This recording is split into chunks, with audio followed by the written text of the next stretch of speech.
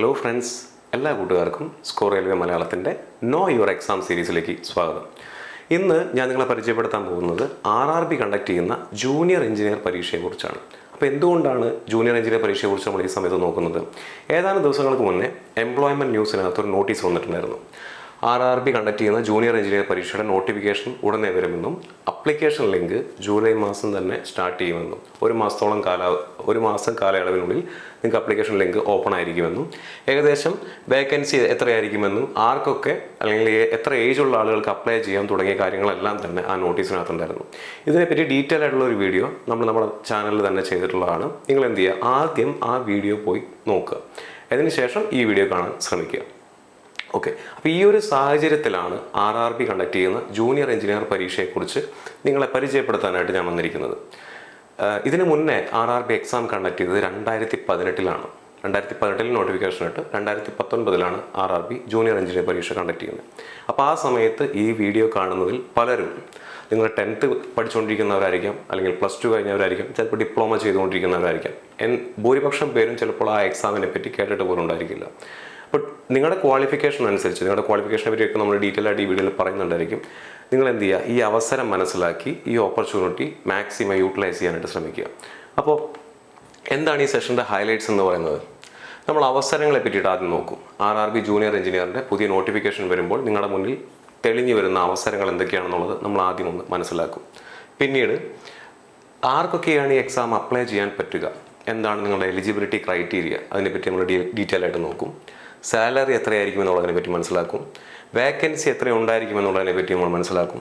Recruitment process എങ്ങനെയാണ് RRB exam conduct ചെയ്യുന്നത്, എത്ര സ്റ്റേജുകളായിട്ടാണ് തുടങ്ങിയ കാര്യങ്ങളെല്ലാം നമ്മൾ ഡിസ്കസ് ചെയ്യും. ആൻഡ് സിലബസ് എന്താണ് നിങ്ങൾ പഠിക്കേണ്ടത്, ഈ എക്സാം ക്രാക്ക് ചെയ്യുന്നതിന് വേണ്ടി എന്തായിരിക്കണം നിങ്ങളുടെ സിലബസ് എന്നുള്ളതും നമ്മളിവിടെ ഡീറ്റെയിൽ ആയിട്ട് നോക്കും. ഇതിൽ ഓപ്പർച്യൂണിറ്റിനെ പറ്റി നമ്മൾ നോക്കുന്നത് നമ്മുടെ RRB JEE 2024 അവസരങ്ങളെ പറ്റിയിട്ടാണ്. കാരണം ആ വേക്കൻസി അനുസരിച്ചിട്ട് വേണം നിങ്ങൾ പ്രിപ്പയർ ചെയ്യാൻ. ആ വേക്കൻസിയും ആ എക്സാമിനാണ് നിങ്ങൾ പ്രിപ്പയർ ചെയ്യാൻ പോകുന്നത്. ബാക്കി കാര്യങ്ങളെല്ലാം നമ്മൾ മനസ്സിലാക്കാൻ ശ്രമിക്കുന്നത് 2018 നോട്ടിഫിക്കേഷനെ വെച്ചിട്ടാണ്. അപ്പോൾ എന്തുകൊണ്ടാണ് 2018 നോട്ടിഫിക്കേഷൻ? ഞാൻ നേരത്തെ പറഞ്ഞു, എക്സാം ഇതിന് മുന്നേ കണ്ടക്ട് ചെയ്യുന്നത് 2018. 6 വർഷത്തിന് ശേഷമാണ് RRB ജൂനിയർ എഞ്ചിനീയർ പരീക്ഷ കണ്ടക്ട് ചെയ്യാൻ പറ്റുന്നത്. ഓഫ് കോഴ്സ് ആ 6 വർഷം കൊണ്ട് നിങ്ങളുടെ കോമ്പറ്റീഷൻ ലെവലും ബാക്കി സാഹചര്യങ്ങളെല്ലാം മാറിയിട്ടുണ്ടായിരിക്കും. എന്നാൽ RRB 2018 നോട്ടിഫിക്കേഷൻ ഇട്ട് 2019 എക്സാം കണ്ടക്ട് ചെയ്യുന്ന സമയത്ത് ഈ പറഞ്ഞ അന്നത്തെ എലിജിബിലിറ്റി ക്രൈറ്റീരിയയും സാലറിയും വേക്കൻസിയും പ്രോസസ്സും അതുപോലെ തന്നെ പഠിക്കാനുണ്ടായിരുന്ന സിലബസും എന്തായിരുന്നു എന്നുള്ളത് നിങ്ങൾ ആദ്യം മനസ്സിലാക്കുക. അത് മനസ്സിലാക്കിയാൽ മാത്രമാണ് പുതിയ നോട്ടിഫിക്കേഷൻ വരുമ്പോൾ നിങ്ങൾക്ക് വെൽ പ്രിപ്പയർഡ് ആയിട്ടിരിക്കാൻ പറ്റുള്ളൂ. എത്രയും പെട്ടെന്ന് തന്നെ നിങ്ങളുടെ പ്രിപ്പറേഷൻ സ്റ്റാർട്ട് ചെയ്യാനും പറ്റുള്ളൂ. അപ്പോൾ ഇത്രയുമാണ് ഇന്നത്തെ സെഷൻ്റെ പ്രധാനമായിട്ടുള്ള ഹൈലൈറ്റ്സ്. ഈ സെഷൻ്റെ ഉദ്ദേശം എന്ന് പറയുന്നത് പ്രധാനമായിട്ടും നിങ്ങളുടെ കുട്ടികളുടെ മനസ്സിൽ വരുന്ന ചോദ്യങ്ങളെ അഡ്രസ്സ് ചെയ്യുക എന്നുള്ളതാണ്. RRB JEE 2024 ആർക്കൊക്കെ അപ്ലൈ ചെയ്യാൻ സാധിക്കും? പ്രധാനമായിട്ടുമുള്ള കുട്ടികളുടെ ഡൗട്ടാണ്, ആർക്കൊക്കെയാണ് ഈ എക്സാം അപ്ലൈ ചെയ്യാൻ പറ്റുന്നത്? 2, ഒഴിവുകൾ എത്രയുണ്ട്? പുതിയ എക്സാം കണ്ടക്ട് ചെയ്യുന്ന സമയത്ത് ഒഴിവുകൾ ആയിരിക്കും ഉണ്ടായിരിക്കുക? എക്സാം ഏകദേശം എന്നായിരിക്കും? ഞാൻ ഇന്ന് തൊട്ട് പഠിച്ചു തുടങ്ങിയാൽ എനിക്ക് എക്സാം ക്രാക്ക് ചെയ്യാൻ പറ്റുമോ? എനിക്ക് പ്രിപ്പയർ ചെയ്യാനുള്ള ഒരുപാട് സമയം ഉണ്ടായിരിക്കും തുടങ്ങിയ കാര്യങ്ങളെല്ലാം നമ്മളോട് പറയുന്നുണ്ടായിരിക്കും. എക്സാം എത്ര സ്റ്റേജിലായിട്ടായിരിക്കും നടക്കുക? ഇതിനെ മുന്നേ വിളിച്ചിട്ടുള്ള RRBയുടെ ടെക്നീഷ്യൻ ഗ്രേഡ് 1 എക്സാമും ടെക്നീഷ്യൻ ഗ്രേഡ് 3 എക്സാമും സിംഗിൾ ടയർ എക്സാമാണ്. എന്നാൽ അതിന് മുന്നേ വിളിച്ചിട്ടുള്ള ALP എന്ന് പറയുന്ന ടെക്നിക്കലായിട്ടുള്ള മറ്റൊരു എക്സാമും തന്നെ 2 സ്റ്റേജിലായിട്ടാണ് നടത്തുന്നത്. അപ്പോൾ ഇതിന് മുന്നേ വിളിച്ചിട്ടുള്ള 3 ടെക്നിക്കൽ എക്സാംസ്, RRBയുടെ ALP ആയിക്കോട്ടെ, RRBയുടെ ഗ്രേഡ് 1 ആയിക്കോട്ടെ, RRBയുടെ ഗ്രേഡ് 3 ആയിക്കോട്ടെ, അതിൻ്റെയൊക്കെ റിക്രൂട്ട്മെൻറ്റ് പ്രോസസ്സ് ഡിഫറെൻ്റ് ആയിരുന്നു. അപ്പോൾ RRB JEEയുടെ 2024 കണ്ടക്ട് ചെയ്യാൻ പോകുന്ന എക്സാം എത്ര സ്റ്റേജിലായിരിക്കും നടക്കുന്നുണ്ടാവുക? അതുപോലെ തന്നെ സിലബസ് എന്തായിരിക്കും, RRBയുടെ സിലബസ് എന്തായിരിക്കും? പിന്നെ മെഡിക്കൽ സ്റ്റാൻഡേർഡ്സ് എന്തൊക്കെയാണ്? നമ്മൾ വീഡിയോ ചെയ്യുമ്പോൾ നമ്മുടെ വീഡിയോൻ്റെ താഴെയൊക്കെ കുട്ടികൾ കമൻറ്റ് ചെയ്യുന്നത് കാണാം, സ്പെക്സ് യൂസ് ചെയ്യുന്നവർക്ക് JEE എക്സാം അറ്റൻഡ് ചെയ്യാൻ പറ്റുമോ? അങ്ങനെയുള്ള കാര്യങ്ങളൊക്കെ കുട്ടികൾ ചോദിക്കുന്നതാണ്. അതുപോലെ തന്നെ എപ്പോൾ പഠിച്ചു തുടങ്ങണം? ഞാൻ നേരത്തെ പറഞ്ഞ പോലെ എക്സാം എന്നായിരിക്കും, എക്സാമിന് ഒരുപാട് സമയം കിട്ടുമോ, ഇപ്പോൾ പഠിച്ചു തുടങ്ങിയാൽ മതിയാവോ തുടങ്ങിയ കാര്യങ്ങളെല്ലാം കുട്ടികളുടെ മനസ്സിൽ വരുന്ന സംശയങ്ങളാണ്. എങ്ങനെ പഠിച്ചാൽ RRB ക്രാക്ക് ചെയ്യാൻ പറ്റും? എന്തായിരിക്കണം നിങ്ങളുടെ പ്രിപ്പറേഷൻ സ്ട്രാറ്റജി? RRB എക്സാമിൻ്റെ സിലബസിനകത്ത് ടെക്നിക്കൽ സബ്ജക്റ്റുകൾ മാത്രമായിരിക്കും ഉണ്ടായിരിക്കുക. ജൂനിയർ എഞ്ചിനീയർ എക്സാം ആയതുകൊണ്ട് തന്നെ ടെക്നിക്കൽ സബ്ജക്റ്റുകൾ മാത്രമായിരിക്കും ഉണ്ടായിരിക്കുക. നോൺ ടെക്നിക്കൽ സബ്ജക്റ്റ് ഉണ്ടായിരിക്കും. ഇതുണ്ടെങ്കിൽ ഇത് രണ്ടും കൂടെ എങ്ങനെ മാനേജ് ചെയ്ത് പ്രിപ്പയർ ചെയ്യണം തുടങ്ങിയ കാര്യങ്ങളെല്ലാം കുട്ടികൾ നിരന്തരമായിട്ട് നമ്മുടെ അടുത്ത് ചോദിക്കുന്നതാണ്. അപ്പോൾ ഈ ചോദ്യങ്ങളൊക്കെ അഡ്രസ്സ് ചെയ്തുകൊണ്ട് RRB ജൂനിയർ എഞ്ചിനീയർ പരീക്ഷ 2024 നോട്ടിഫിക്കേഷൻ വരുമ്പോൾ നിങ്ങൾ അതിനെ എങ്ങനെ അഭിമുഖീകരിക്കണം, നിങ്ങൾ എക്സാമിനെ എങ്ങനെ അറിയണം, അതാണ് ഈ നോ യുവർ എക്സാം സീരീസിലൂടെ നമ്മൾ ഉദ്ദേശിക്കുന്നത്. ഇനി ഇമ്പോർട്ടൻ്റ് ആയിട്ടുള്ള ഏതാനും ഡേറ്റുകൾ നിങ്ങൾ ആദ്യം മനസ്സിലാക്കി വയ്ക്കുക. നമുക്ക് ഏറ്റവും ആദ്യം 2018 RRB എക്സാം കണ്ടക്ട് ചെയ്ത സമയത്ത് എങ്ങനെയായിരുന്നു അതിൻ്റെ ഒരു ടൈം ലൈൻ, അതിൻ്റെ ഒരു ക്രൊണോളജി എങ്ങനെയായിരുന്നു എന്നുള്ളത് ആദ്യം മനസ്സിലാക്കാം. RRB JEE 2018 നോട്ടിഫിക്കേഷൻ ഇട്ടപ്പോൾ ആ നോട്ടിഫിക്കേഷൻ്റെ പേരെന്ന് പറയുന്നത് സെൻട്രൽ എംപ്ലോയ്മെൻറ്റ് നോട്ടീസ് 03/2018 എന്നായിരുന്നു. അപ്ലിക്കേഷൻ ഡേറ്റ് സ്റ്റാർട്ട് ചെയ്തത് 2/1/2019, അതായത് January 1, 2019 അപ്ലിക്കേഷൻ്റെ സ്റ്റാർട്ടിംഗ് ഡേറ്റ് ഉണ്ടായിരുന്നത്. അപ്ലിക്കേഷൻ്റെ എൻഡ് ഡേറ്റ് എന്ന് പറയുന്നത് ഏകദേശം ഒരു മാസം കഴിഞ്ഞ് 31/1/2019, ഏകദേശം 30 ദിവസത്തോളം നമുക്ക് അവിടെ അപ്ലിക്കേഷൻ ലിങ്ക് ഓപ്പൺ ആയിട്ട് കിട്ടിയിട്ടുണ്ടായിരുന്നു. എക്സാം, ഫസ്റ്റ് ടയർ എക്സാം, അന്ന് 2 ടയറായിട്ടാണ് എക്സാം കണ്ടക്ട് ചെയ്തിരുന്നത്. അതിൽ ഒന്നാം ടയർ എക്സാം 23/5/2019 കണ്ടക്ട് ചെയ്തത്. അതായത് അപ്ലിക്കേഷൻ ഡേറ്റ് എൻഡ് ചെയ്തതിന് ശേഷം ഏകദേശം 5 മാസം കഴിഞ്ഞിട്ടാണ് ഒന്നാമത്തെ എക്സാം കണ്ടക്ട് ചെയ്തത്. സെക്കൻഡ് സ്റ്റേജ് എക്സാമോ, രണ്ടാമത്തെ സ്റ്റേജ് എക്സാം കണ്ടക്ട് ചെയ്തതിന് ശേഷം ഒരു 3 മാസം സമയം മാത്രമാണ് സെക്കൻഡ് സ്റ്റേജ് എക്സാമിന് നമുക്ക് കിട്ടിയിട്ടുള്ളൂ. ഇനി 2024 സിനാരിയോ എന്തായിരിക്കും എന്നുള്ളത് നമുക്ക് നോക്കാം. 2024 സിനാരിയോ അനുസരിച്ച് നോട്ടിഫിക്കേഷൻ്റെ പേര് സെൻട്രൽ എംപ്ലോയ്മെൻറ്റ് നോട്ടീസ് 03/2024 എന്നാണ്. നമുക്ക് ആ നോട്ടീസിനകത്ത് തന്നെ അത് വ്യക്തമാണ്. ഇനി എക്സാമിൻ്റെ അപ്ലിക്കേഷൻ സ്റ്റാർട്ട് ഡേറ്റ് ആ നോട്ടീസ് പ്രകാരം July 30, 2024 സ്റ്റാർട്ട് ചെയ്യുന്നത്. July 30, 2024 തൊട്ട് എക്സാമിന് നിങ്ങൾക്ക് അപ്ലൈ ചെയ്യാനുള്ള ലിങ്ക് ലൈവ് ആയിരിക്കും. 21ഓളം RRBയുടെ വെബ്സൈറ്റിലും ആ ലിങ്ക് ലൈവ് ആയിരിക്കുമെന്നാണ് അവർ പറഞ്ഞിട്ടുള്ളത്. ഇനി അപ്ലിക്കേഷൻ്റെ എൻഡ് ഡേറ്റ് എന്താണ്? 29/8/2024, അതായത് August 29 വരെ നിങ്ങൾക്ക് എന്ത് ചെയ്യാൻ പറ്റും? ഈ എക്സാമിന് അപ്ലൈ ചെയ്യാൻ പറ്റും. ഇനി എക്സാമിൻ്റെ ഡേറ്റ് CBT 1 ടയർ 1ൻ്റെ എക്സാം ഡേറ്റും ടയർ 2ൻ്റെ എക്സാം ഡേറ്റും നമ്മൾ 2018 നോട്ടിഫിക്കേഷൻ പ്രകാരം അനാലിസിസ് നടത്തുമ്പോൾ നമുക്ക് എക്സ്പെക്ട് ചെയ്യാൻ പറ്റുന്ന ഡേറ്റുകളാണ് നമ്മളോട് എഴുതിയിരിക്കുന്നത്. ജനുവരി മുതൽ ഫെബ്രുവരി, ജനുവരിക്കും ഫെബ്രുവരിക്കും ഇടയിൽ, 2025 ജനുവരിയും ഫെബ്രുവരിക്കും ഇടയിലായിരിക്കും ടയർ 1 എക്സാം വരാനും മാർച്ച് ഏപ്രിൽ കാലയളവിലായിരിക്കും ടയർ 2 എക്സാം വരാനുള്ള സാധ്യത. ഇത് 2018 നോട്ടിഫിക്കേഷൻ അല്ലെങ്കിൽ 2018 ക്രൊണോളജി അനുസരിച്ച് നമ്മൾ എക്സ്പെക്ട് ചെയ്യുന്ന ഡേറ്റുകളാണ്. ഇതിനെ പറ്റിയിട്ട് നേരത്തെ പറഞ്ഞ എംപ്ലോയ്മെൻറ്റ് നോട്ടീസിനകത്തോ ഇനി നോട്ടിഫിക്കേഷൻ വന്നാലോ അതിനകത്തോ വ്യക്തമായിട്ട് അവർ ഈ എക്സാമിനേഷൻ ഡേറ്റ് എന്നായിരിക്കുമെന്ന് നമുക്ക് പറഞ്ഞു തരില്ല. പക്ഷെ നമുക്ക് എക്സ്പെക്ട് ചെയ്യാം ഏകദേശം ഇത് വെച്ചിട്ടാണെന്നുണ്ടെങ്കിൽ ഇത്രയും സമയം, ഒരു 5 മാസം 6 മാസം കഴിയുമ്പോഴായിരിക്കും നമ്മുടെ എക്സാം കണ്ടക്ട് ചെയ്യാനുള്ള സാധ്യത. എന്തുകൊണ്ടാണ് അത് അങ്ങനെ നമ്മൾ എക്സ്പെക്ട് ചെയ്യുന്നത്? ഇതിന് മുന്നേ RRB എക്സാം കണ്ടക്ട് ചെയ്തപ്പോൾ 5 മാസം സമയമാണ് നമുക്ക് കിട്ടിയത്. 2, RRB എല്ലാ വർഷവും ടെൻറ്റേറ്റീവ് കലണ്ടർ ഇട്ട് അതാത് വർഷം എക്സാംസ് കണ്ടിന്യൂസ് പ്രോസസ്സായിട്ട് നടത്തി പോകുമെന്നാണ് പറഞ്ഞിരിക്കുന്നത്, അല്ലേ? അതിൻ്റെ ഭാഗമായിട്ട് ആണ് ഈ വർഷം ഇത്രയും എക്സാംസ് RRB വിളിക്കുന്നത്. എല്ലാ വർഷവും ഇതുപോലെ എക്സാംസ് വിളിക്കാനുള്ള സാധ്യതയുണ്ടെന്നും പറയുന്നുണ്ട്. അപ്പം ആ ഒരു പ്രോസസ്സ് SSC എല്ലാം അങ്ങനെയാണ് എക്സാം കണ്ടക്ട് ചെയ്യുന്നത്. SSCയുടെ CGL ആയിക്കോട്ടെ, SSCയുടെ ജൂനിയർ എഞ്ചിനീയർ ആയിക്കോട്ടെ, CHSL ആയിക്കോട്ടെ, അതെല്ലാം ഇയർലി ബേസിസിൽ അവർ കണ്ടക്ട് ചെയ്ത് പോകുന്നതാണ്. RRB ഇനി മുതൽ എങ്ങനെ എക്സാം കണ്ടക്ട് ചെയ്യുമെന്നാണ് പറയുന്നത്. അപ്പോൾ എക്സാംസിന് ഒരുപാട് ലാഗ് വരാനുള്ള സാധ്യതയില്ല. ഇതിന് മുന്നേ 2018 കണ്ടക്ട് ചെയ്തേണ്ട ഏകദേശം അതേപോലെ തന്നെ 2024 എക്സാം നടക്കാനുള്ള സാധ്യതയുണ്ടെന്ന് വേണം നമ്മൾ എക്സ്പെക്ട് ചെയ്യാനായിട്ട്. അപ്പോൾ ഇത്രയും ഡേറ്റുകൾ നിങ്ങൾ മനസ്സിൽ വെക്കുക. July 30 ആയിരിക്കും നമ്മുടെ അപ്ലിക്കേഷൻ ലിങ്ക് സ്റ്റാർട്ട് ചെയ്യുന്നത്. August 29 വരെ അപ്ലിക്കേഷൻ ലിങ്ക് ലൈവായിട്ടിരിക്കും. ജനുവരി ഫെബ്രുവരി കാലയളവിലായിരിക്കും ടയർ 1 എക്സാം നടത്തുന്നത്. മാർച്ച് ഏപ്രിൽ കാലയളവിലായിരിക്കും ടയർ 2 എക്സാം നടത്താനുള്ള സാധ്യത. ഇപ്പോൾ 2 ടയറിലായിരിക്കും 2024 എക്സാമും കണ്ടക്ട് ചെയ്യുക. ഇത് ഓൾറെഡി ആ നോട്ടീസിനകത്ത്, ഞാൻ നേരത്തെ പറഞ്ഞ എംപ്ലോയ്മെൻറ്റ് ന്യൂസിനകത്ത് വന്നിട്ടുള്ള നോട്ടീസിനകത്ത് പറഞ്ഞിട്ടുണ്ട്. അതിനെപ്പറ്റി നേരത്തെ ഒരു വീഡിയോ ചെയ്തതാണ്. ഓക്കെ, 2 ടയർ എക്സാം ആയിരിക്കും. ഫസ്റ്റ് ടയർ എന്ന് പറയുന്നത് ഈ പറഞ്ഞ പോലെ ജനുവരി ഫെബ്രുവരി കാലയളവിലായിരിക്കും. സെക്കൻഡ് ടയർ എന്ന് പറയുന്നത് മാർച്ച് ഏപ്രിൽ സമയത്തായിരിക്കാനാണ് സാധ്യത. എക്സ്പെക്റ്റഡ് ഡേറ്റ് ആണ്, നമുക്ക് കൺഫേം ആയിട്ട് പറയാൻ സാധിക്കില്ല. And it is A calculated guess. നമ്മൾ വെറുതെ പറയുന്നതല്ല. ഇതിന് മുന്നേ ഉള്ള എക്സാമിനേഷൻ്റെ പാറ്റേണും RRB പറഞ്ഞിട്ടുള്ള ഇയർലി ബേസിസിൽ എക്സാം കണ്ടക്ട് ചെയ്യുമെന്ന് RRB തന്നെ പറഞ്ഞിട്ടുള്ളതിൻ്റെ ഭാഗമായിട്ടാണ് നമ്മൾ ഇങ്ങനെ ഒരു ഡേറ്റ് പറയുന്നത്. അപ്പോൾ ഏകദേശം ഇനി ഒരു 5-6 മാസമുണ്ട് നിങ്ങളുടെ പ്രിപ്പറേഷൻ നിങ്ങൾക്ക് സ്റ്റാർട്ട് ചെയ്ത എക്സാമിലേക്ക് എത്താനായിട്ട്. ഓക്കെ, ഇനി എലിജിബിലിറ്റി. ആർക്കാണ് ഈ എക്സാം അപ്ലൈ ചെയ്യാൻ പറ്റുന്നത്? എലിജിബിലിറ്റി ക്രൈറ്റീരിയ പ്രധാനമായിട്ടും നമ്മൾ 3 എണ്ണമാണ്. RRBയുടെ ഏത് എക്സാം എടുത്ത് നോക്കുകയാണെന്നുണ്ടെങ്കിലും അതിനകത്ത് 3 എലിജിബിലിറ്റി ക്രൈറ്റീരിയ ആണ്. 1 പ്രായത്തിൻ്റെ അടിസ്ഥാനത്തിൽ, 2 മെഡിക്കൽ സ്റ്റാൻഡേർഡിൻ്റെ അടിസ്ഥാനത്തിൽ, 3 നിങ്ങളുടെ വിദ്യാഭ്യാസ യോഗ്യത അല്ലെങ്കിൽ ക്വാളിഫിക്കേഷൻ്റെ അടിസ്ഥാനത്തിൽ. ഈ 3 യോഗ്യതയെ ആധാരമാക്കിക്കൊണ്ടാണ് നിങ്ങൾക്ക് ഈ എക്സാം അപ്ലൈ ചെയ്യാൻ പറ്റുമോ ഇല്ലയോ എന്ന് തീരുമാനിക്കുന്നത്. അപ്പോൾ ഏജ് എന്തായിരിക്കും? ഏജ് എന്ന് പറയുന്നത് 18 വയസ്സ് മുതൽ 33 വയസ്സ് വരെയുള്ള ആളുകൾക്കാണ് 2018 RRB ജൂനിയർ എഞ്ചിനീയർ പരീക്ഷ എഴുതാൻ പറ്റിയിരുന്നത്. എന്നാൽ ഈ എംപ്ലോയ്മെൻറ്റ് നോട്ടീസിനകത്ത് നിന്ന് ഏജ് റിലാക്സേഷൻ 3 വർഷം കൂടെ കൊടുത്ത് 18 വയസ്സ് മുതൽ 36 വയസ്സ് വരെയുള്ള ആളുകൾക്ക് എക്സാം കണ്ടക്ട് ചെയ്യാം അല്ലെങ്കിൽ എക്സാം അറ്റൻഡ് ചെയ്യാം എന്ന് ഈ എംപ്ലോയ്മെൻറ്റ് ന്യൂസിനകത്ത് പറഞ്ഞിട്ടുണ്ട്. അത് ഈ 3 വയസ്സ് അല്ലെങ്കിൽ ഈ 3 വർഷം കൂട്ടിയത് കൊറോണ കാരണമാണെന്ന് വ്യക്തമായിട്ട് പറഞ്ഞിട്ടുണ്ട്. നിങ്ങൾ ഇതിന് മുന്നേ RRB കണ്ടക്ട് ചെയ്തിട്ടുള്ള ALPയുടെ നോട്ടിഫിക്കേഷൻ എടുത്താലും, ഗ്രേഡ് 1 നോട്ടിഫിക്കേഷൻ എടുത്താലും, ഗ്രേഡ് 3 നോട്ടിഫിക്കേഷൻ എടുത്താലും, RPF SIയുടെയും RPF കോൺസ്റ്റബിളിൻ്റെ നോട്ടിഫിക്കേഷൻ എടുത്താലും ഈ എല്ലാ എക്സാമിനും ഈ സെയിം 3 ഇയർ ഏജ് റിലാക്സേഷൻ കൊടുത്തിട്ടുണ്ട് ഡ്യൂ ടു കോവിഡ് പാൻഡമിക് എന്ന് നോട്ടിഫിക്കേഷനകത്ത് വ്യക്തമായിട്ട് പറഞ്ഞിട്ടുണ്ട്. സിമിലർലി ജൂനിയർ എഞ്ചിനീയർ പരീക്ഷയ്ക്കും ഇതിന് മുന്നേ 33 വയസ്സ് വരെയാണ് എഴുതാനുണ്ടായിരുന്ന അപ്പർ ഏജ് ലിമിറ്റ് എന്നുണ്ടെങ്കിൽ അത് 36 വയസ്സായി 3 വർഷം കൂടെ കൂട്ടി 36 വയസ്സ് ആക്കിയിട്ടുണ്ട് എന്നുള്ള കാര്യം കൂടെ നിങ്ങൾ മനസ്സിലാക്കി വെക്കുക. ഇതൊരു ഗോൾഡൻ ഓപ്പർച്യൂണിറ്റിയാണ്. 33നും 36നും ഇടയിലുള്ള ആളുകൾക്ക് എന്ത് ചെയ്യാം, ഇത് ഒരു വൺ ടൈം ചാൻസ് ആയിട്ട് ഈ ചാൻസ് കൊണ്ട് നിങ്ങൾക്ക് ജോലി എഴുതിയെടുക്കാൻ ശ്രമിക്കാം. ആൻഡ് ജനുവരി 1, 2025 ഈ പ്രായം നിങ്ങൾ ഫിക്സ് ചെയ്യേണ്ടത്. അതായത് ജനുവരി 1, 2025 ആകുമ്പോൾ നിങ്ങളുടെ വയസ്സ് 18നും 36നും ഇടയിലാണെന്നുണ്ടെങ്കിൽ, അല്ലെങ്കിൽ 18 വയസ്സ് മുതൽ 36 വയസ്സ് വരെയുള്ള ആളുകളാണെന്നുണ്ടെങ്കിൽ നിങ്ങൾക്ക് ഈ എക്സാമിന് അപ്ലൈ ചെയ്യാൻ പറ്റും. മാത്രമല്ല age relaxation SC ST candidates ആണെന്നുണ്ടെങ്കിൽ അവർക്ക് 5 വർഷവും, OBC സ്റ്റുഡൻസ് ആണെന്നുണ്ടെങ്കിൽ അവർക്ക് ഈ പറഞ്ഞ പോലെ 3 വർഷവുമായിരിക്കും. അപ്പം ഈ പറയുന്ന എക്സ്ട്രാ 3 ഇയേഴ്സ് ഇവിടെയും അപ്ലിക്കബിൾ ആണ് എന്നുള്ള കാര്യം കൂടെ നിങ്ങൾ മനസ്സിലാക്കി വെക്കുക. ഇതാണ് ഏജിൻ്റെ ഒരു ക്രൈറ്റീരിയ എന്ന് പറയുന്നത്. നമ്മൾ രണ്ടാമത്തെ കാര്യം പറഞ്ഞത് എന്താണ്? മെഡിക്കൽ സ്റ്റാൻഡേർഡ് ആണ്. ഞാൻ നേരത്തെ പറഞ്ഞ ക്വസ്റ്റ്യനകത്ത് കുട്ടികൾ ഒരുപാട് പേര് ചോദിക്കുന്നതാണ്, സ്പെക്സ് യൂസ് ചെയ്യാൻ പറ്റുമോ ഇല്ലയോ. അപ്പോൾ മെഡിക്കൽ സ്റ്റാൻഡേർഡ്സിന് പ്രധാനമായിട്ടും 2018 RRB JEEയുടെ നോട്ടിഫിക്കേഷൻ എടുത്ത് നോക്കിക്കഴിഞ്ഞാൽ ഈ 4 മെഡിക്കൽ സ്റ്റാൻഡേർഡ് അനുസരിച്ചായിട്ടാണ് അവരെന്ത് ചെയ്തിട്ടുള്ളത്, ക്രൈറ്റീരിയ ഫിക്സ് ചെയ്തിട്ടുള്ളത്.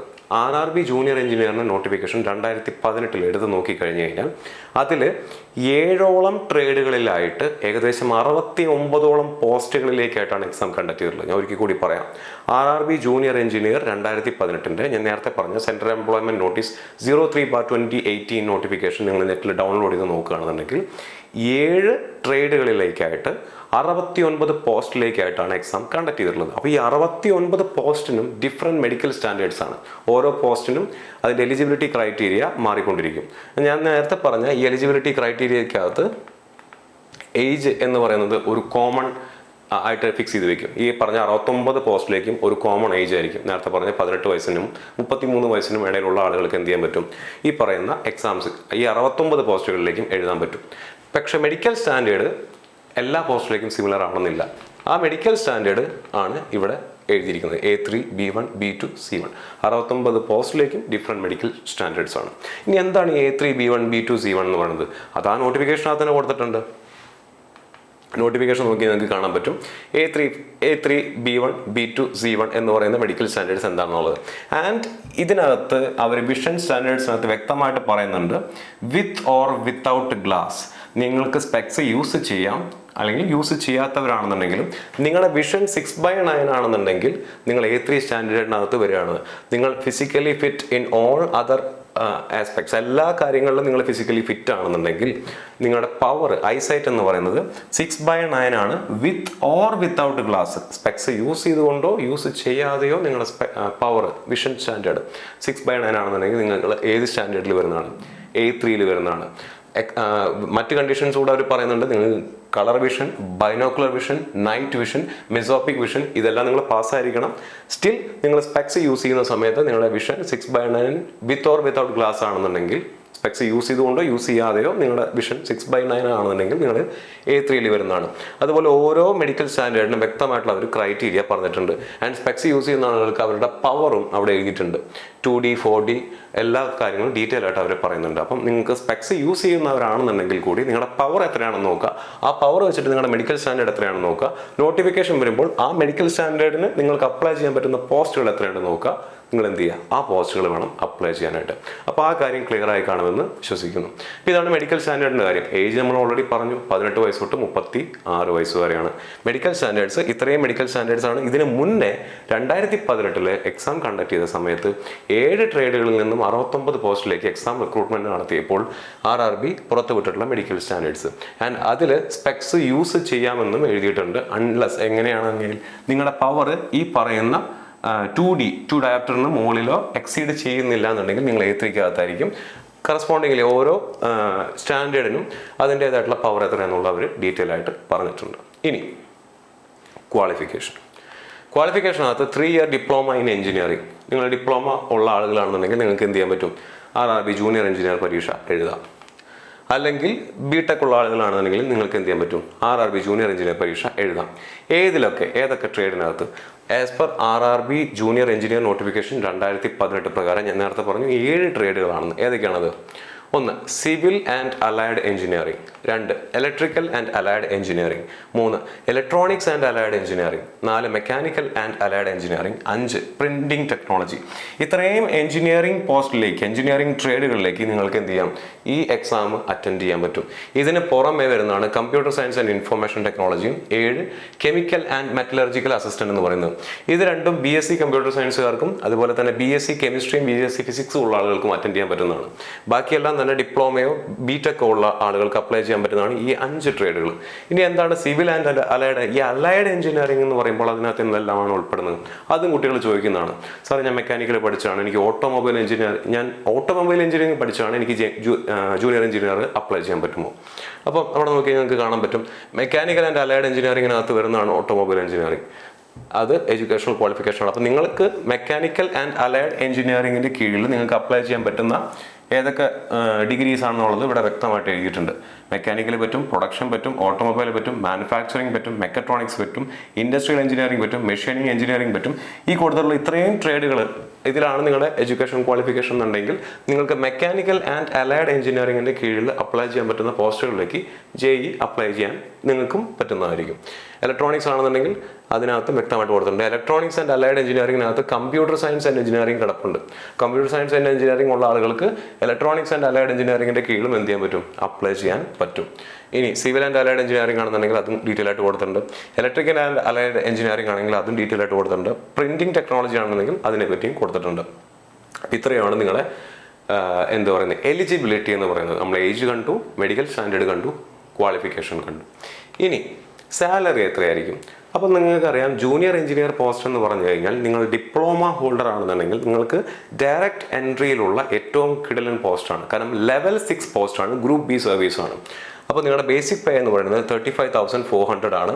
DA എന്ന് പറയുന്നത് 50% ആണ്. ന്യൂസിലെല്ലാം വന്നാണ് സെൻട്രൽ ഗവൺമെൻറ് അവരുടെ DA 50% കൂട്ടിയിട്ടുണ്ട്. HRA എന്ന് പറയുന്നത് ക്ലാസ് X ആണെന്നുണ്ടെങ്കിൽ, ക്ലാസ് X എന്ന് പറയുന്നത് ഏറ്റവും ഹയസ്റ്റ് പെർസെൻറ്റേജ് ആണ്, 30%.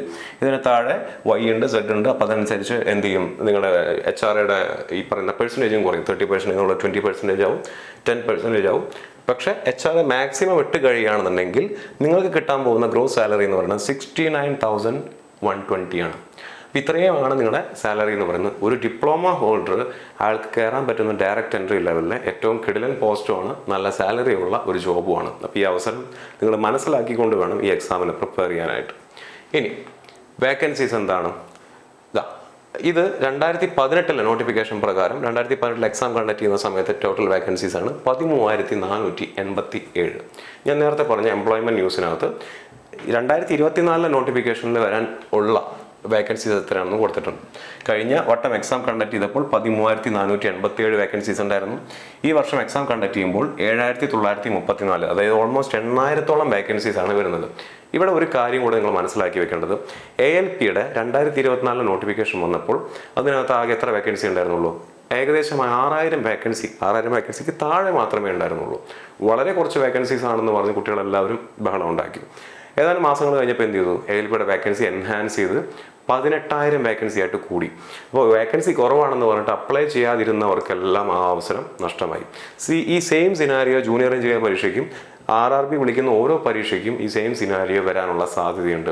അപ്പം വേക്കൻസി കുറഞ്ഞു പോയി. 13,487 വേക്കൻസി മുന്നേ ഉണ്ടായിരുന്നു, ഇപ്പോൾ 7,934 ഉള്ളൂ എന്ന് പറഞ്ഞിട്ട് അപ്ലൈ ചെയ്യാതിരിക്കരുത്. ഞാൻ നേരത്തെ പറഞ്ഞിട്ടുള്ള എലിജിബിൾ ആയിട്ടുള്ള കാൻഡിഡേറ്റ് ആണെന്നുണ്ടെങ്കിൽ നിർബന്ധമായിട്ട് വരാനിരിക്കുന്ന ജൂനിയർ എഞ്ചിനീയർ പരീക്ഷയ്ക്ക് എന്ത് ചെയ്യുക, അപ്ലൈ ചെയ്യുക. ഇനി അടുത്തത് നമ്മൾ നോക്കി കാണാൻ പോകുന്ന എക്സാമിൻ്റെ പാറ്റേൺ എന്താണെന്നുള്ളതാണ്. അപ്പോൾ എക്സാമിൻ്റെ എലിജിബിലിറ്റി ക്രൈറ്റീരിയ നമ്മൾ നോക്കി, എക്സാമിൻ്റെ വേക്കൻസീസ്, എക്സാമിൻ്റെ സാലറി നമ്മൾ മനസ്സിലാക്കി. ഇനി എക്സാമിൻ്റെ പാറ്റേൺ എങ്ങനെയായിരിക്കും? എംപ്ലോയ്മെൻറ്റ് ന്യൂസിനകത്ത് വന്നിട്ടുള്ള നോട്ടീസ് പ്രകാരം ഓൾറെഡി നമുക്കൊരു കാര്യം വ്യക്തമാണ്, ഇത് 2 സ്റ്റേജ് എക്സാമാണ്, 2 സ്റ്റേജ് കമ്പ്യൂട്ടർ ബേസ്ഡ് എക്സാം ആണെന്നുള്ള കാര്യം വ്യക്തമാണ്. 2018 JEE എക്സാം തന്നെയായിരുന്നു, 2 സ്റ്റേജ് എക്സാം ആയിരുന്നു. അപ്പോൾ ആ എക്സാം എങ്ങനെയാണ് കണ്ടക്ട് ചെയ്തതെന്ന് നമുക്ക് ആദ്യം നോക്കാം. 2018 എക്സാം എങ്ങനെയാണ് കണ്ടക്ട് ചെയ്തതെന്നുള്ളതാണ് ഞാനിവിടെ കാണിച്ചിരിക്കുന്നത്. അപ്പോൾ ടയർ 1 എക്സാം ഉണ്ട്, CBT 1 എക്സാം ഉണ്ട്, CBT 2 എക്സാം ഉണ്ട്. അതിനുശേഷമാണ് എന്ത് വരുന്നത്, ഡോക്യുമെൻറ്റ് വെരിഫിക്കേഷനും മെഡിക്കലും എല്ലാം വരുന്നത്. ടയർ 1 എക്സാം എന്ന് പറയുന്നത് കംപ്ലീറ്റ്ലി നോൺ ടെക്നിക്കൽ ഇൻ നേച്ചറാണ്. നോൺ ടെക്നിക്കൽ സബ്ജക്റ്റുകളാണ് ഇതിനകത്ത് വരുന്നതെല്ലാം. 100 മാർക്കിനാണ് അന്ന് എക്സാം കണ്ടക്ട് ചെയ്തത്. എക്സാം കഴിഞ്ഞ് കട്ട് ഓഫ് നിശ്ചയിച്ചതിന് ശേഷമാണ് എന്ത് വരുന്നത്, ടയർ 2 വരുന്നത്. എന്നാൽ ഈ എക്സാമിൻ്റെ മാർക്ക് നിങ്ങളെ റാങ്ക് മേക്കിംഗ് അല്ല, it is qualifying in nature. അത് ക്വാളിഫയിങ് ഇൻ നേച്ചർ മാത്രമാണ്. രണ്ടാമത്തെ ഘട്ടം എഴുതുന്നതിന് വേണ്ടി നിങ്ങളെ ക്വാളിഫൈ ആക്കുക എന്നുള്ളൊരു ഉദ്ദേശം മാത്രമേ ടയർ 1 എക്സാമിനുള്ളൂ. ഈ 2 സ്റ്റേജിൽ റാങ്ക് മേക്കിംഗ് ഇൻ നേച്ചർ ആയിട്ട് വരുന്നത് ടയർ 2 എക്സാം ആണ്. നിങ്ങളുടെ ടയർ 2 എക്സാം ആണ് റാങ്ക് മേക്കിംഗ് ആയിട്ട് വരുന്നത്. ടയർ 1 എന്ന് പറയുന്നത് ക്വാളിഫയിങ് ആണ്. ആസ് പെർ 2018 നോട്ടിഫിക്കേഷൻ, 2018 എക്സാമിൻ്റെ കാര്യമാണ് ഞാൻ പറയുന്നത്. 2024 എക്സാം 2 സ്റ്റേജ് ആയിട്ടാണ് നടത്തുക. അത്രയേ നമുക്ക് ഇപ്പം നിലവിൽ അവൈലബിൾ ആയിട്ടുള്ള ഇൻഫർമേഷൻ ഉള്ളൂ. ആ സ്റ്റേജിനകത്ത് ഈ ടെക്നിക്കൽ നേച്ചർ ആയിരിക്കും, നോൺ ടെക്നിക്കൽ നേച്ചർ ആയിരിക്കും ഓരോ ടയർ എന്നുള്ളതൊന്നും നമുക്ക് ഐഡിയ ഇല്ല. നോട്ടിഫിക്കേഷൻ വന്നാൽ മാത്രമേ അറിയുള്ളൂ. 2018 നോട്ടിഫിക്കേഷൻ പ്രകാരമാണ് ഈ വർഷം എക്സാം കണ്ടക്ട് ചെയ്യുന്നുണ്ടെങ്കിൽ ഈ ഒരു രീതിയിലായിരിക്കും എക്സാം നടക്കുന്നുണ്ടായിരിക്കുക. അപ്പോൾ ടയർ 1 എന്തായിരുന്നു, ക്വാളിഫയിങ് ഇൻ നേച്ചർ ആയിരുന്നു. നോൺ ടെക്നിക്കൽ എക്സാമിന് 100 മാർക്കായിരുന്നു ഉണ്ടായിരുന്നു. അതിനകത്ത് നിന്ന് കട്ട് ഓഫ് നിശ്ചയിക്കും. നിങ്ങളുടെ ഞാൻ നേരത്തെ പറഞ്ഞിട്ടുള്ള 7 ട്രേഡുകളിലായിട്ട് വന്നിട്ടുള്ള 69 പോസ്റ്റിലേക്കും എന്ത് ചെയ്യുന്നു, കട്ട് ഓഫ് നിശ്ചയിച്ച് ഷോർട്ട് ലിസ്റ്റ് ചെയ്യുന്നു. ഷോർട്ട് ലിസ്റ്റ് ചെയ്യുന്നത് ആ പോസ്റ്റിലേക്കുള്ള വേക്കൻസി എത്രയാണോ അതിൻ്റെ 15 മടങ്ങ് കുട്ടികളെയാണ്. ഓരോ പോസ്റ്റിനും എത്ര വേക്കൻസി ഉണ്ടെന്ന് നോക്കി ആ പോസ്റ്റിൻ്റെ വേക്കൻസീനെ 15 കൊണ്ട് ഗുണിച്ച് അത്രയും കുട്ടികളെയാണ് ടയർ 1 ക്വാളിഫൈ ചെയ്ത് ടയർ 2 എക്സാമിനേക്ക് വേണ്ടി അവർ എന്ത് ചെയ്യുന്നത്, തിരഞ്ഞെടുക്കുന്നത്. അതാണ് എഴുതിയിരിക്കുന്നത്. Candidates to be shortlisted shall be 15 times total vacancy. ഓരോ പോസ്റ്റിൻ്റെയും ടോട്ടൽ വേക്കൻസി എടുത്ത് അതിൻ്റെ എന്താക്കി മാറ്റും, 15 മടങ്ങ് ആളുകളെ ടയർ 1 ക്വാളിഫൈ ചെയ്യിപ്പിച്ച് ടയർ 2 എക്സാമിന് വേണ്ടി അവർ തിരഞ്ഞെടുക്കും. ടയർ 2 എക്സാമിൻ്റെ പ്രത്യേകത എന്താണ്, അതിനകത്ത് ടെക്നിക്കൽ എക്സാമും ഉണ്ട്, ടെക്നിക്കൽ സബ്ജക്ട്സും ഉണ്ട്, നോൺ ടെക്നിക്കൽ സബ്ജക്ട്സും ഉണ്ട്. ഇവിടെയാണ് നിങ്ങൾ അപ്ലൈ ചെയ്യുന്ന ട്രേഡുമായിട്ട് ബന്ധപ്പെട്ടുള്ള ചോദ്യങ്ങൾ അവിടെ വന്നിരുന്നത്. 100 മാർക്കിന് ടെക്നിക്കൽ എക്സാമും 50 മാർക്കിന് നോൺ ടെക്നിക്കൽ എക്സാമുമാണ് അന്ന് കണ്ടക്ട് ചെയ്തിരുന്നത്. 2 ഇതായിട്ട്. ആൻഡ് അതെന്താണ്, റാങ്ക് മേക്കിംഗ് ആണ്. അപ്പോൾ ഇവിടെ നിങ്ങൾ വാങ്ങിക്കുന്ന ഓരോ മാർക്കും നിങ്ങളുടെ ജോലി സാധ്യത കൂട്ടിക്കൊണ്ടിരിക്കും. അതിനുശേഷം എന്ത് വരും, നിങ്ങളുടെ ഡോക്യുമെന്റ് വെരിഫിക്കേഷനും മെഡിക്കൽ സ്റ്റാൻഡേർഡ്സും മെഡിക്കൽ ചെക്കപ്പും എല്ലാം വരുന്നത് അതിനുശേഷമാണ്. അപ്പോൾ ഇതായിരുന്നു എക്സാമിനേഷൻ പാറ്റേൺ എന്ന് പറയുന്നത്. ഇനി ടയർ 1 എക്സാമിൻ്റെ സിലബസ് എന്തായിരുന്നു, ഞാൻ നേരത്തെ പറഞ്ഞു. ടയർ 1 എക്സാം എന്ന് പറയുന്നത് completely non technical in nature ആയിരുന്നതുകൊണ്ട് തന്നെ അതിനകത്ത് മാത്തമാറ്റിക്സും റീസണിങ്ങും ജനറൽ അവയർനെസ്സും ജനറൽ സയൻസും ആണ് ഉണ്ടായിരുന്നത്. ഇതെല്ലാം കൂടെ കൂട്ടി എത്ര മാർക്കിനായിരുന്നു, 100 മാർക്കിന് എത്ര മിനിറ്റ്, 90 മിനിറ്റിൻ്റെ പരീക്ഷയാണ് അന്ന് ഉണ്ടായിരുന്നത്. ഇനി ടയർ 2 എക്സാം ആണെന്നുണ്ടെങ്കിലോ അതിനകത്ത് ഈ പറയുന്ന പോലെ ഇത് നോൺ ടെക്നിക്കലിൻ്റെ 50 മാർക്കിൻ്റെ ഡിവിഷനാണ് ഞാൻ ഇവിടെ കൊടുത്തിരിക്കുന്നത്. ജനറൽ അവയർനെസ്സും physics chemistry, basics of computers and application, basics of environment. ഇത് നോൺ ടെക്നിക്കലിൻ്റെ 50 മാർക്കും ടെക്നിക്കൽ എബിലിറ്റി ചെക്ക് ചെയ്യുന്ന 100 മാർക്കിൻ്റെ ചോദ്യങ്ങൾ. അങ്ങനെ ഓൾ ടുഗെദർ 150 മാർക്ക് 120 മിനിറ്റിനാണ് പരീക്ഷ ഉണ്ടായിരുന്നത്. ഇവിടെ നോൺ ടെക്നിക്കൽ സബ്ജക്റ്റ് മാത്രമാണ് ടയർ 1 ഉണ്ടായിരുന്നത്. 100 മാർക്ക് 100 ക്വസ്റ്റ്യൻ 100 മാർക്ക് 90 മിനിറ്റ്, 1.5 മണിക്കൂറിൻ്റെ പരീക്ഷ. ഇവിടെയാണെന്നുണ്ടെങ്കിലോ 150 മാർക്കിൽ 150 ചോദ്യം 120 മിനിറ്റിന് ഉള്ള എക്സാം ആയിരുന്നു. ഈ 2 സ്റ്റേജുകളും കഴിഞ്ഞിട്ടായിരിക്കും നിങ്ങളുടെ മെഡിക്കൽ അതുപോലെ തന്നെ എന്ത് വരുന്നത്, ഡോക്യുമെന്റ് വെരിഫിക്കേഷനും വരുന്നത്. ഇനി ഓരോന്നിൻ്റെയും സിലബസ് 2018 എക്സാം പ്രകാരം എങ്ങനെയായിരുന്നു നോക്കാം. ടയർ 1 സിലബസ് ഞാൻ നേരത്തെ പറഞ്ഞ പോലെ tier 1 completely non technical in nature ആയിരുന്നു. അതിന് മാത്തമാറ്റിക്സിനും ജനറൽ ഇന്റലിജൻസ് ആൻഡ് റീസണിങ്ങിനും ജനറൽ അവയർനെസ്സിനും ജനറൽ സയൻസിനും വ്യക്തമായിട്ടുള്ള സിലബസ് അതിനകത്ത് കൊടുത്തിട്ടുണ്ടായിരുന്നു, നോട്ടിഫിക്കേഷനകത്ത് കൊടുത്തിട്ടുണ്ടായിരുന്നു. ടയർ 2 ഈ പറഞ്ഞ പോലെ തന്നെ എന്താണ്, നോൺ ടെക്നിക്കൽ ആയിട്ടുള്ള 50 മാർക്കിൻ്റെ സിലബസ് ഉണ്ട്. ടെക്നിക്കൽ എബിലിറ്റി ഓരോ ട്രേഡിനും ഡിഫറെൻറ്റ് സിലബസ് ആണ്. അതിവിടെ കാണിക്കാൻ പറ്റാത്തതുകൊണ്ടാണ് ഞാൻ ടെക്നിക്കൽ എബിലിറ്റീസിന് സ്പെസിഫൈഡ് ട്രേഡ്, നിങ്ങളുടെ ട്രേഡ് എന്താണോ ആ ട്രേഡിനുള്ള വ്യക്തമായിട്ടുള്ള സിലബസും നോട്ടിഫിക്കേഷനകത്ത് കൊടുത്തിട്ടുണ്ടായിരുന്നു. അപ്പോൾ ഈ രീതിയിലായിരുന്നു 2018 ജൂനിയർ എഞ്ചിനീയർ പരീക്ഷ കണ്ടക്ട് ചെയ്തിരുന്നത്. ഇനി 2024 നിങ്ങൾ എക്സാമിന് നിങ്ങൾ പ്രിപ്പയർ ചെയ്യുമ്പോൾ എക്സാമിന് നോട്ടിഫിക്കേഷൻ വരും, എക്സാം അപ്ലൈ ചെയ്യുന്നൊരു ലിങ്ക് സ്റ്റാർട്ട് ചെയ്യും. അപ്പോൾ അവിടെ തൊട്ട് നിങ്ങളുടെ ഡൗട്ടുകൾ സ്റ്റാർട്ട് ചെയ്യണം അല്ലേ. ഞാൻ ഏത് പോസ്റ്റ് കൊടുക്കണം, പോസ്റ്റ് കൊടുക്കേണ്ട ഓർഡറുകൾ എന്തൊക്കെയാണ്, ഏതൊക്കെ പോസ്റ്റിനാണ് ഞാൻ എലിജിബിൾ ആയിട്ടുള്ളത്, ഇതായിരിക്കും നിങ്ങളുടെ ഫസ്റ്റ് സ്റ്റേജ് എന്ന് പറയുന്നത്. അതിനുശേഷം നിങ്ങൾ പഠിച്ചു തുടങ്ങുമ്പോൾ ഞാൻ എങ്ങനെ പഠിച്ചു തുടങ്ങണം, എന്തായിരിക്കണം എൻ്റെ സ്റ്റഡി പ്ലാൻ.